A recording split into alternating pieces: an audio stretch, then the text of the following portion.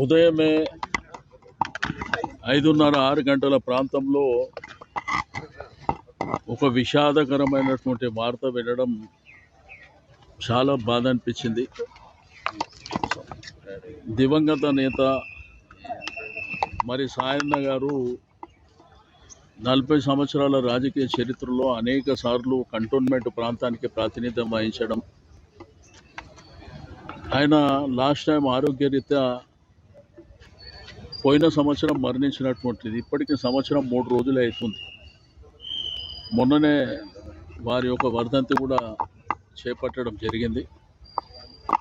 But ఆ రోజుల్లో ఉన్న పరిస్థితుల్లో మరి మా పార్టీ అధ్యక్షుల వారు కేసీఆర్ గారు వారి కుటుంబానికి టికెట్ ఇవ్వాలన్నటువంటి ఉద్దేశంతోనే అమ్మాయికి టికెట్ ఇవ్వడం, అమ్మాయి కూడా మంచి మెజారిటీతో గెలవడం, అంటే కంటోన్మెంట్ ప్రజలు ఆ కుటుంబాన్ని, అక్కడ ఉన్నటువంటి కార్యకర్తలు ఆ కుటుంబాన్ని ఏ విధంగా గౌరవిస్తారో మనం చూసినాం.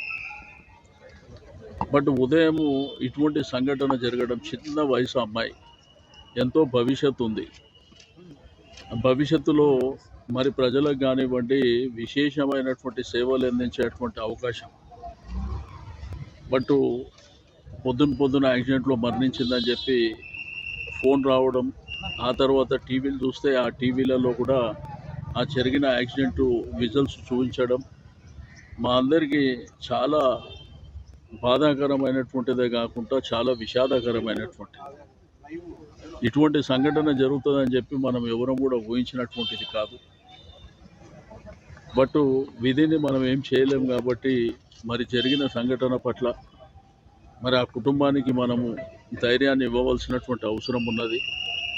ఆ భగవంతుడు ఆ కుటుంబానికి అన్ని విధాలుగా ధైర్యాన్ని ప్రసాదించాలని కోరుకుంటూ మరి కొద్ది క్షణాల్లో డెడ్ బాడీ ఇక్కడికి రావడం జరుగుతుంది. పోస్ట్మార్టం నిమిత్తం వారి యొక్క స్వగృహమైనటువంటి అశోక్ నగర్ దోమలగూడ ప్రాంతానికి తీసుకువెళ్ళడం